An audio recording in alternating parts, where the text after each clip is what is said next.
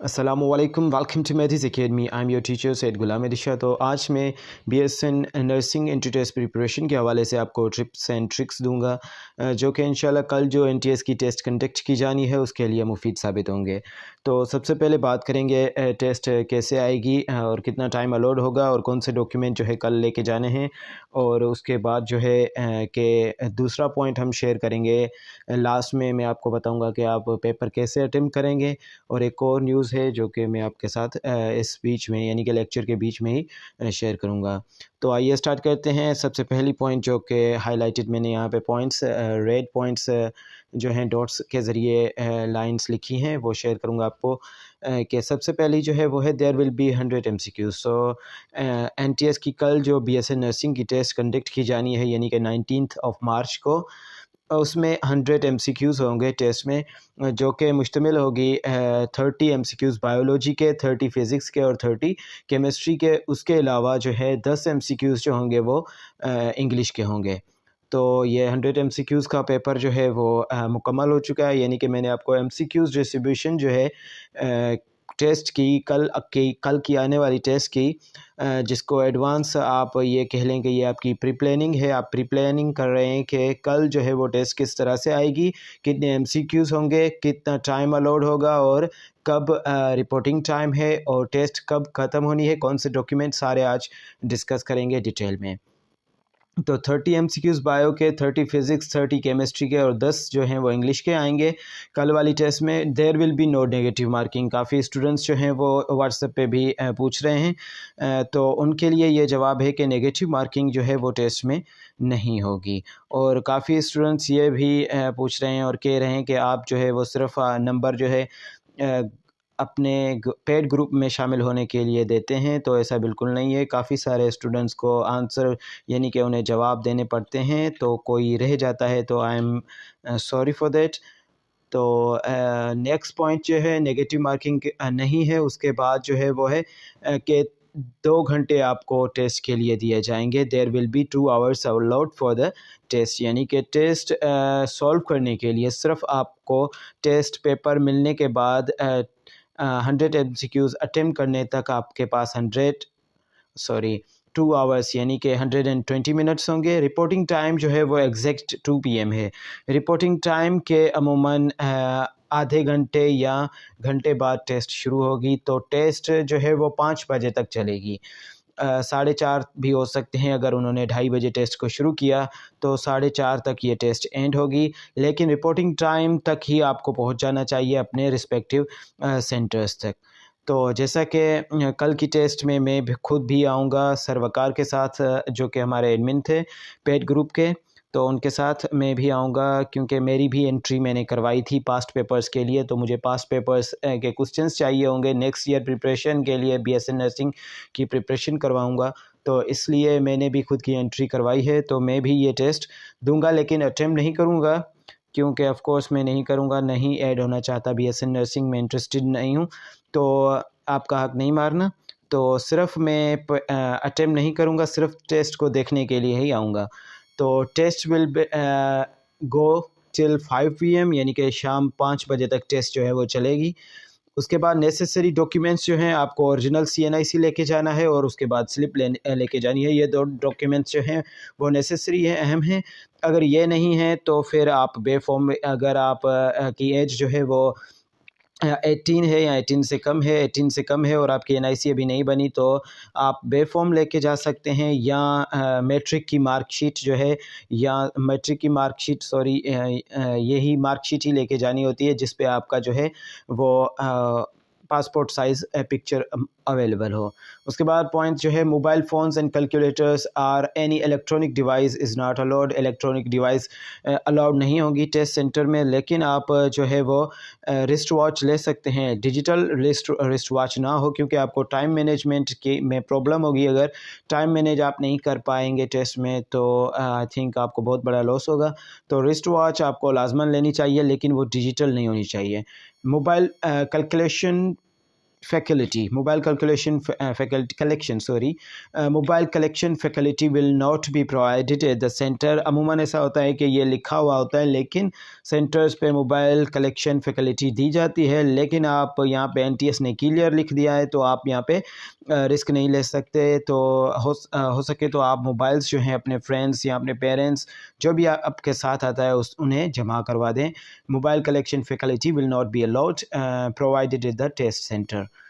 उसके बाद ये पॉइंट्स जो हैं वो काफ़ी हैं। आई थिंक क्लिप बोर्ड जो है वो आपको खुद का लेके जाना पड़ेगा, क्लिप बोर्ड खुद का लेके जाना पड़ेगा। और उसके बाद रेड और ब्लू बाल पेन ले सकते हैं आप, रेड और ब्लू बाल पेन आप लेके जा सकते हैं, पेंसिल नहीं लेके जानी, मार्कर भी नहीं लेके जाने। अमूमन ये भी क्वेश्चन पूछा जाता है कि कौन सी पेन लेके जानी है। तो बेटा टेस्ट आपकी फ़र्स्ट नहीं होगी, शायद आप अपनी लाइफ में ये फ़र्स्ट टेस्ट ना दे रहे हों, लेकिन आपको बता दे रहे हैं कि ब्लू ये ब्लू होनी चाहिए या बाल ब्लैक, लेकिन बाल पेन होनी चाहिए। ओके, तो अब जो है देखेंगे how to attempt the paper. तो how to attempt the paper जो होगा वो लास्ट होगा इसका आज की वीडियो का सब्जेक्ट। तो how to attempt the paper में सबसे पहले हम देखेंगे प्री प्लानिंग। तो प्री प्लानिंग में क्या शामिल होता है ये तो आप प्री प्लानिंग से जानते हैं। एक होती है प्लानिंग करके जाना, यानी कि प्री प्लानिंग पहले से टेस्ट आप अज्यूम करें, फ़र्ज़ करें कि टेस्ट पेपर आपके हाथ में है और आप टेस्ट अटेम्प्ट कर रहे हैं, तो किस तरह से अटेम्प्ट करेंगे वो अपने माइंड में पहले से ही सेटिंग बना लें।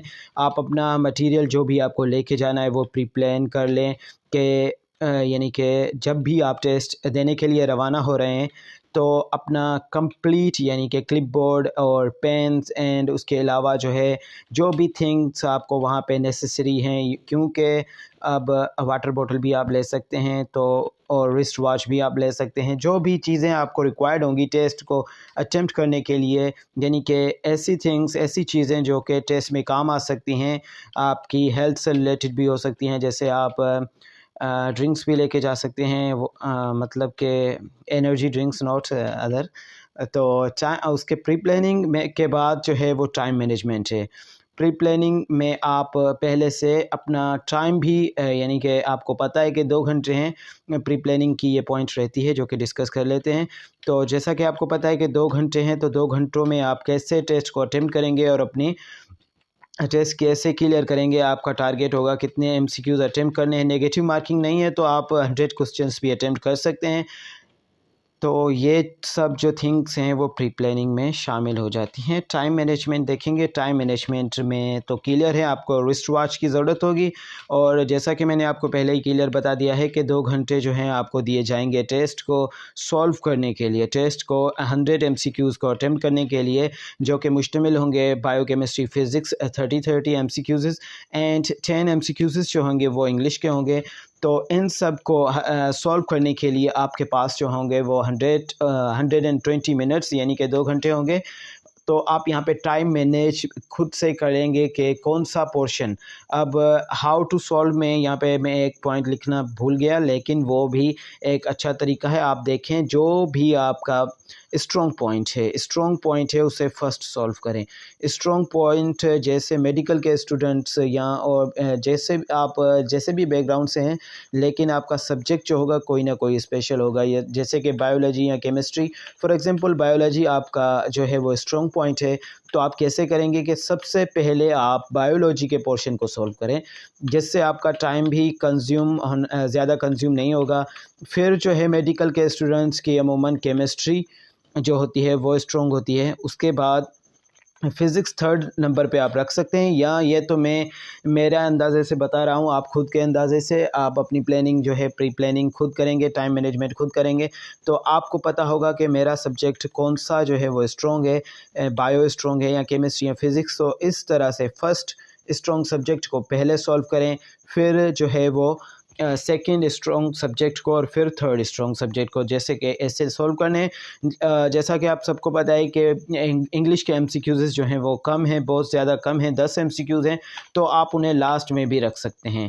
सबसे ज़्यादा अगर आपकी इंग्लिश अच्छी है तो आप उसे फ़र्स्ट भी सॉल्व कर सकते हैं, लेकिन ज़्यादा टाइम जो है वो इंग्लिश को नहीं देना, क्योंकि उसमें जो है ज़्यादातर चांसेस हैं आपके कि 10 एमसीक्यूज़ में सिर्फ आपके 5 से 6 या 7 सही हो सकते हैं, और केमिस्ट्री बायो में और फिज़िक्स में ज़्यादा सही हो सकते हैं। फिर आते हैं आंसर शीट, जो हमें सर्कल्स फिल करने होते हैं, उसको कैसे हम सॉल्व करेंगे। तो उसको फिल करने के तरीके जो हैं वो दो हैं। एक तो जो है वो मोस्ट पॉपुलर है, जो कि हम सारे ट्राई करते हैं, यानी कि जब भी हमें अटेम्प्ट करना होता है पेपर, तो हम वही यूज़ करते हैं, जो कि होता है सवाल पढ़ते जाएं, यानी कि क्वेश्चंस या एमसीक्यूज़ जो होते हैं वो पढ़ते जाएं और फिर जो है कम्प्लीटली सर्कल्स जो है डार्क करते चले आते हैं। ऐसे ही करते हैं 100 तक। तो ये तरीका जो है, इसमें मेरे हिसाब से टाइम जो है वो ज़्यादा कंज्यूम हो जाता है, क्योंकि जैसे ही हम क्वेश्चन पढ़ते हैं, आंसर फाइंड करते हैं, फिर सर्कल को कम्प्लीटली डार्क करते हैं कि कोई ये सर्कल जो है बाहर भी ना चला जाए और रह भी ना जाए।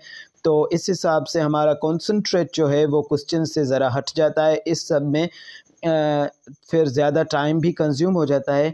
तो ये तरीका भी है, आप ऐसे भी कर सकते हैं, यानी कि पहले सवाल पढ़ें, आंसर फाइंड करें और फिर सर्कल को कम्प्लीटली डार्क करें, फिर दूसरा सवाल पढ़ें।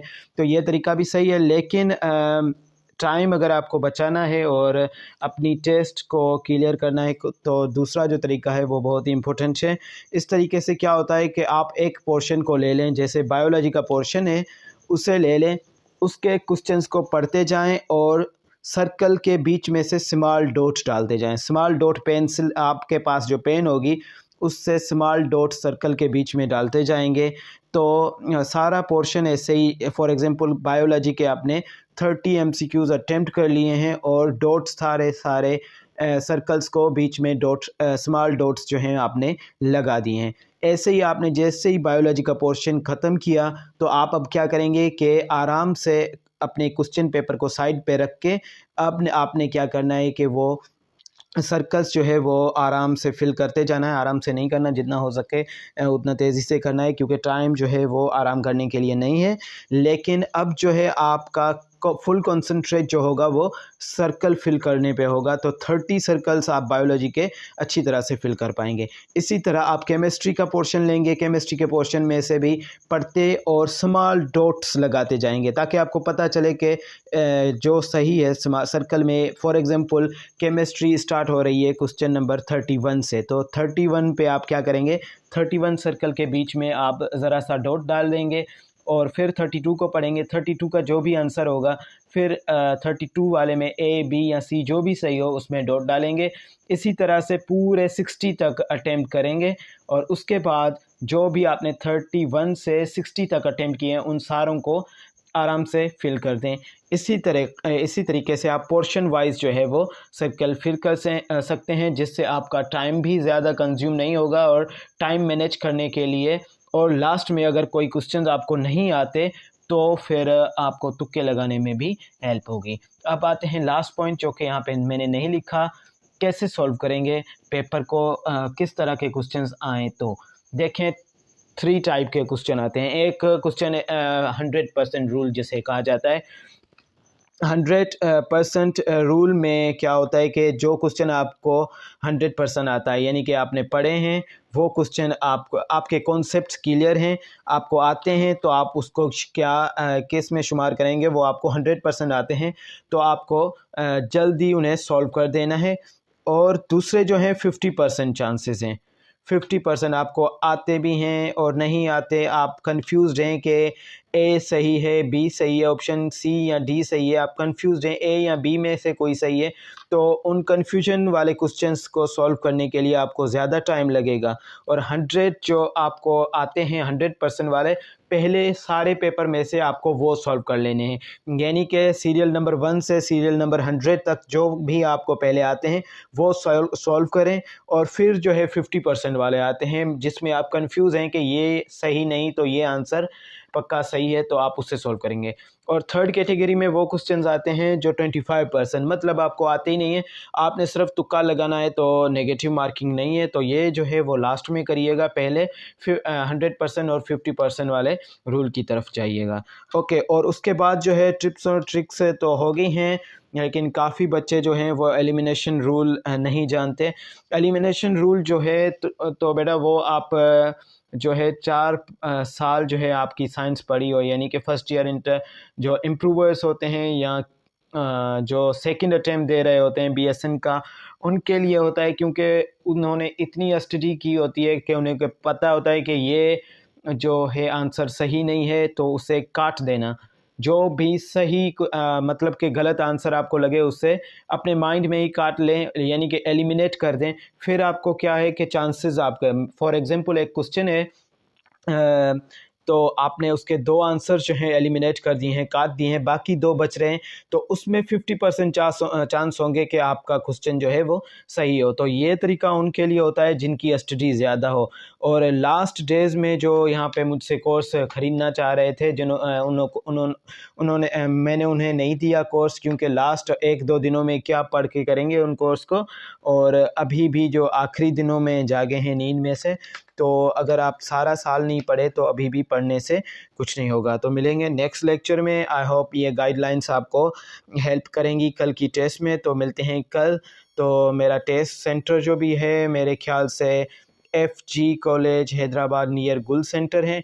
तो जो भी स्टूडेंट्स का जो टेस्ट सेंटर वो है, तो इंशाल्लाह वहाँ पे मुलाकात होगी। और आई होप आप टेस्ट जो है वो बहुत अच्छी तरह से देंगे, और मैं भी आपके लिए दुआ करूँगा कि आपकी टेस्ट जो है वो अच्छी हो।